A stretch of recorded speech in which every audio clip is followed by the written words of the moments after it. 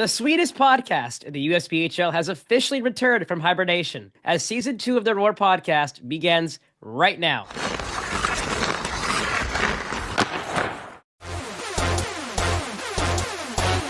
Corey, out for the defensive zone. Now Snowicki. There he goes. All alone. It's gone! Welcome back to the Roar podcast, the show for all things Hershey Cubs, players, coaches, personnel, and news. I'm Joshua Gearhart, your host and broadcaster for the Cubs. Joining me today are members from the Hershey Cubs elite team, Maxfield, McCabe-Lanham, Jack Nahf, and Alex Halford. So how did you guys wind up choosing the Hershey Cubs as your destination spot for junior hockey? Kind of give us a little overview. I know as your path as a player so far. We'll start up your talk with Max. So me personally, I had emailed the team just because it was one of the closest junior teams to home, being 4 hours, and I could have picked Elmira, but I personally wanted to get out of state. So Hershey was the next best thing, and I show up to tryouts. I ended up knowing a couple of guys there from I knew Dave from a camp a couple of years ago, so that really solidified my choice of staying when they told me that they were going to sign me. Awesome. Alex, what about you? So I started off this season with the Texas Brahmas in A3HL. Fortunately, kind of had a rough patch there and started talking to some teams. Christian, reached out to me. Everything seemed awesome. I wanted to be a part of this organization and environment and chose Hershey. It's been great since I've been here. Typically, the motto is everything is bigger in Texas, but hopefully everything's been bigger in Hershey so far. Yeah, it's been awesome. Awesome. Jack, tell us about your story. I started off the year in the Texas Brahmas in the NA3 with Halfie actually. Oh, wow. So Halfie left a little bit before me, and I reached out to Halfie because I wasn't getting playing time in Texas. So I reached out to Halfie about how it was up here, and then I got in contact with Christian, and then been one of the best decisions I've ever made this season. And then, Jack, you just recently reached a huge milestone, 1,000 saves in 2 junior hockey seasons. Walk us through that. That's a huge accomplishment. Um, it's really just been kind of just getting the saves. I mean, I don't know. I mean, I just been playing. It's just fun. You face a large amount of shots on a nightly basis, really. 50 shots, 60 shots, and sometimes even 70. How are you able to lock in consistently and get it done? I really know if I'm locking in. I feel like it's just hockey. Like it's just fun to me. I feel like the more I have fun, the more I'm playing better. Awesome. So Bubbles, we talked to, also like before we jump into the next question, everybody's got a great nickname, right, on this team, whether it's on the broadcast or in the locker room. You might have the most iconic nickname I've ever heard of, ever been a part of. Where does that come from? Explain to the people at home. So during training camp, we started our rookie draft, and I What's a rookie was draft? Let's start there so first, I so guess. rookie drafts. All the vets on the team, like veterans, or returners, they do a draft of the rookies, and that has to do with like rookie dinner and a couple other things. Um, but Shab was going to pick me, and he just said I'd pick Bubbles. I didn't get it at first. Um, and then he was like, "Oh, that's you." I was like, "Oh, all right." I still didn't get it for a little bit, and someone explained to me, "It's like, yo, it's like Bubbles from like Trailer Park Boys, right?" And I'm like, "I don't know what that is." So So I you had looked it no up. idea at Yeah, first. no.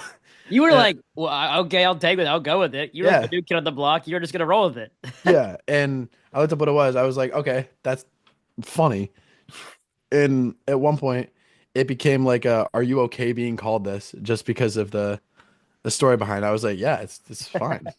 I like it.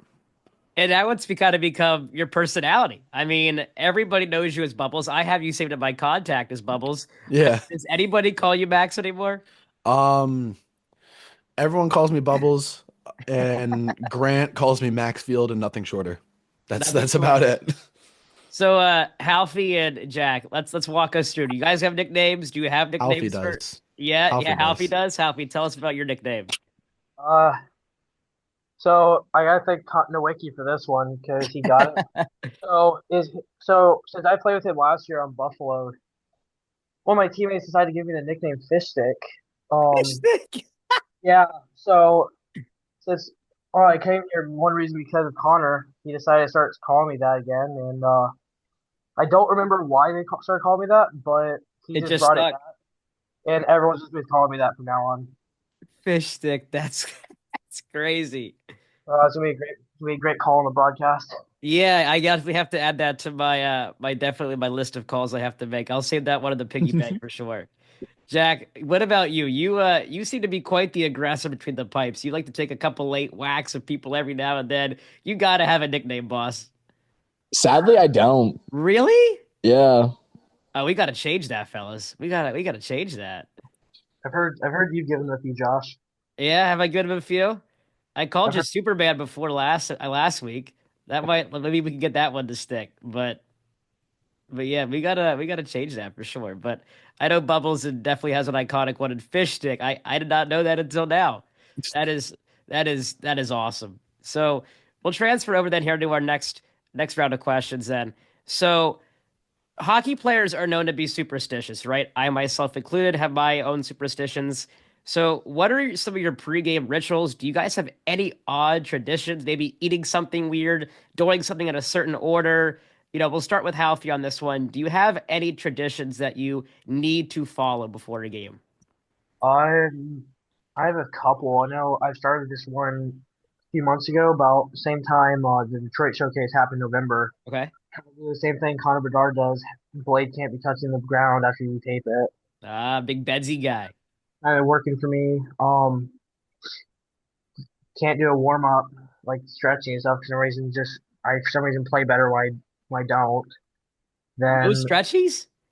yeah, I don't. Every time I do stretches or any type of warm up, I just outside just playing shoe with the boys, I just don't play well. Really? Weird. Then the other one I've been doing since I basically started is just everything on the right side has to come on first. It's always right to left. Oh, wow. Only right. So you're right to left. Okay. So you're right to left, guys. Some guys are the opposite. They're left to right. That is an Yeah, interesting one. No stretchies is definitely something new. That's an odd yeah, one. it's a weird one. I didn't find out till about a month and a half, 2 months ago. Wow. All right. Well, if it's working, hey, if it's not broke, don't fix it, right? So, Jack, take us over to you. You're a goalie, right? People know goalies can be typically a little bit on the more interesting side. So you got to have some good superstitions here, man. I really don't. What? Yeah. I just my go-to before a game is honestly just get there and right away just turn on some music and just get loose. I was about to say, what music you bumping before a game? What's your go-to? Oh, I Oh, got rap going on the locker room. I get ox. You got Ox? Oh, you got Ox? You're an Ox guy? Yeah. Is it easy for you to get Ox? You just kind of walk in and be like, "Hey, I got Yeah. Ox." All the guys are like, "All right, chill with it." Yeah. Yeah, Yeah, pretty much, yeah. there's no contest or yeah, Yanni's not coming in there and being like, "No, man, I got Ox" or something like He that. tries and then everybody else tells him no. I was about to say I can see Yanni trying to take over into the Ox privileges. Shout out to Yanni here. But what is your so since you don't have any traditions or rituals, what does your warm up routine look like before a game? Whether you're in the hallway preparing or on the ice, what does that look like for you? Off ice, it's more of just a sue, kind of like get loose again, just kind of get warm. um, I don't like to stretch off ice. Maybe maybe like a like one or two stretches to get the hips loose. But other than that, it's really just kind of visualization and just mentally preparing myself more than just stretching because I do my stretching on ice. But other than that, it's more of just getting my mental state right. It seems like these elite guys are big no stretchy guys. Is that the moral of the story here? Is that the same for you up here, Bubbles? Or are we gonna hear you're a big stretchy guy? Um, a little with the no stretch, but Oh man, you I guys have are a lot that I crazy for do. that.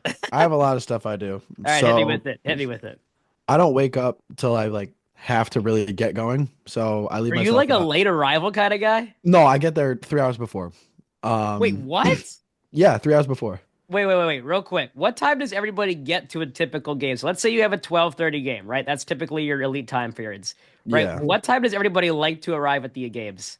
We I'll be have there. 3 hours Not. before. Yeah, 3 hours? Yeah. All right, 3 hours. Okay, good. All right, keep going here. We're good. yeah. So I'll wake up maybe an hour before I have to go. Shower, put in my contacts now, which still takes a little bit because I'm still getting used to it. Bubbles, the big bubbles guy. Yeah. Um, and then from the second I get up and out of bed, I'll scroll on my phone for a little bit, do whatever, answer people, TikTok, anything. But the second I get out of bed, I start playing my like pregame playlist, and I don't pause it ever. I don't skip any songs until I get it out of the car at the rink. So you just got a, your routine where you're playing certain songs in a certain order. Does it have to be in a certain order? I shuffle the playlist, You but shuffle the like playlist. Okay. it's like I'm playing it on my phone in my room, walk across, play it while I shower and get ready. And I feel like the most awkward part that I've just stuck with, even walking out of the bathroom, if Crystal or Bruce upstairs happen to be there, I'm just playing music on my phone while I talk to them. Has Bruce ever had any questions about your music playlist?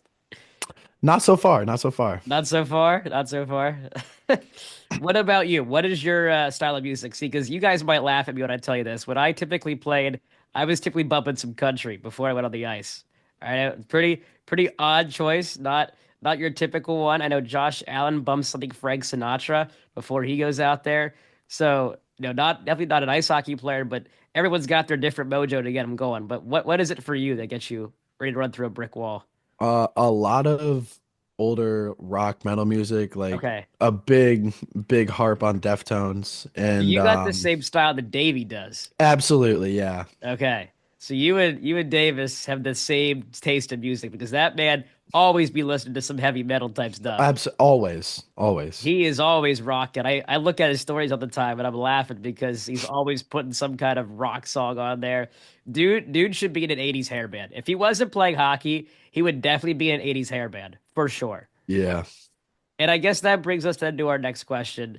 If you guys weren't playing hockey, so in a world where there is no hockey, what would you be doing?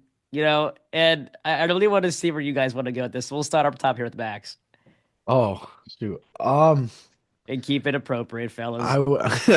Um, not too sure what I'd be doing, but maybe I wasn't very good or didn't enjoy baseball too much growing up. I I was very inconsistent. Like I either didn't hit the ball or I did and it went far. Were you a daddy line But picker?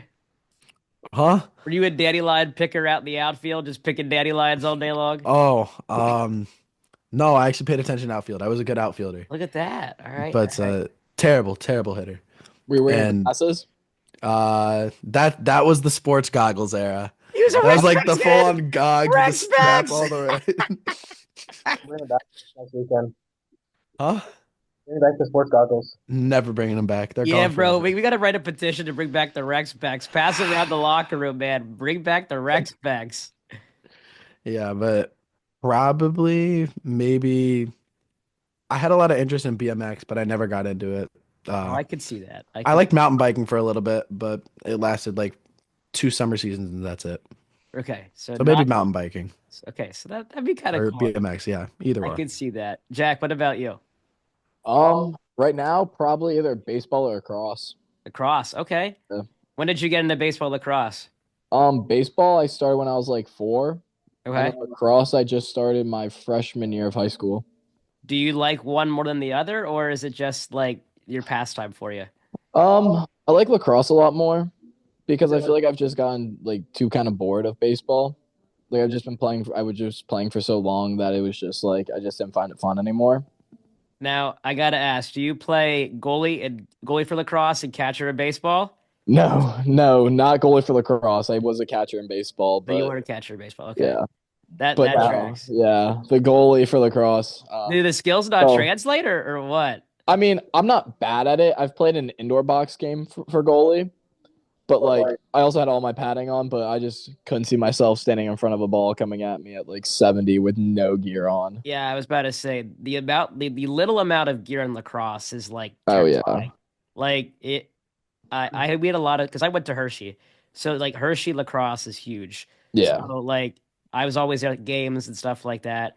They have like no pads. There's No. like no shin pads, like barely any elbow pads. Chest protectors are like pillows at best. Oh Like, yeah. Yeah, they're not. It's crazy. Yeah, let me tell you, a stick to the arm hurts. Getting whacked by a 6-foot pole is not fun. Yeah, I can't imagine. Like that ball is also getting whipped around that field. Oh yeah. And Yeah. nobody cares. Like they don't No. have padding, they're just gonna keep whacking the crap out of you. Yeah. It's aggressive. It's a really aggressive sport. So that's cool. Halfie, what about you? Uh, no clue. Like basically spent my entire life revolved around hockey. There's nothing wrong Played with that. played baseball when I was right before I played hockey. That was like when I was 5, and I quit it because it was just way too slow for me. Yeah. Um, I don't really know. I mean, I would say maybe something probably football Football. maybe, Okay. just because that's kind of stuff that like my dad played when he was growing up. I'd probably go towards that. But I was about to say I you're from Texas. Football is like religion down there. oh yeah, it's huge. It's all the college sports. It's like covers. It's way more than like even Cowboys. I was about to ask you, are you a Cowboys fan? Not this year. Not this year, but most years you Not are. this year. Not when they suck as bad as they did this year. I don't tend to go towards them. Who are you guys rooting for the Super Bowl? Obviously, we saw the Chiefs, the Eagles punch their ticket last night. So, who are we rooting for, or are we even going to watch it? We'll start up top here with you, Max. Philly, because I hate Patrick Mahomes, and everyone I know hates Patrick Mahomes. Yeah, I'm ready for a change with the title. So, Jack, who do you got? Well, I'm an Eagles fan, so go Birds. Go Birds. Go Birds. Who you got, Halfie? As much as it pains me to say, Eagles. Yeah. Can't, I can't deal with the three-peat from Chiefs. I can't. Yeah, we're taking the city of brotherly love here on this call because it's got to be Eagles for me. But so then another question I have for you guys as well. We talked about the superstitions and stuff like that. The USPHL is an incredibly physical league, right? We don't have a whole lot of time left, but we'll wrap it up with this question. We'll make it short and brief. The USPHL is so physical, right? So what was your moment when you were like, welcome to the show, right? When did you have that moment where you got rocked or you got that wake up call that, hey, this is the big boy leagues now? We'll start down Oh, there with you, Halfie. Um, don't I've been last season back when I was on Buffalo. I was playing in. I know. I want to say playoffs. It might have been like the last few games of the regular season. My first year, I went to go hit a guy, and I got completely reversed, and I just completely just got flipped upside down. It was kind of like one of those welcome to juniors. Even though it was like into the season, it was still one of those you're playing with guys way older than you. You're going to get hit. It'll wake you right up. There, everyone's out for blood, and that's what makes it kind of the fun sport it is. Absolutely. Jack, I know that's a little bit different of a question for you, but what was your like welcome to the show kind of moment? It probably looked a little bit different for you. Maybe it wasn't a hit, but maybe it was a big save or something like that. My welcome to the show moment, my first ever junior start, where I played for Columbia last year in the Southeast. And first ever start, we played the Junior Canes. They were the reigning national champions at the time. And Rob Brindamore did a ceremonial puck drop, the head coach for the Hurricane, like the actual Holy cow. Hurricane. As in Rod Brindamore, like the guy. Yeah, yeah. Oh wow, that got the juices pumping probably. And I let up 6 goals and got pulled. In That front of was Rod Brindamore. Yeah, and that was definitely a wake up call. Ow. Ow. Yeah, yeah, Ouch. Well, hopefully that's been in the back of your mind, kind of fueling your fire because it's seemingly to work. But that is a tough way to start off your career. Wow. yeah. What about you, Bubbles? I've seen you deliver your fair share of hits recently. You had a great shift this past weekend where I'm pretty sure you decided three in to a row. Yeah. take out 3 guys back to back. But what was that moment for you where you're like, oh crap, this is the real show right now? So it was probably last year when I was playing for the Shredders. Um, played against the Fresno Monsters on my birthday. Had my Uh, whole family there. Um, game didn't go too hot. But it was also a shot that I blocked that hit me like right in that area between like the like I'm on the side of my leg between my knee and my shin, like the Remember there's a actual pad thing on. plastic. It Yep. just hit the pad, no plastic. And it was a shot from the I don't think the record's been broken this year, but it's the premier point leader, Noah Pearson. He aged out last year. He had in the 2 years that he played for Fresno, he had 250 points in 65 games. And we lost that game. Their post game post was 3 touchdowns and a field goal. So I'll let you do the math on that shutout. 24. And then next game we lost 24-1, and the following day we lost 12-0. Well, that's 60-1 in a weekend. oof. At least you scored once. It's a moral victory there.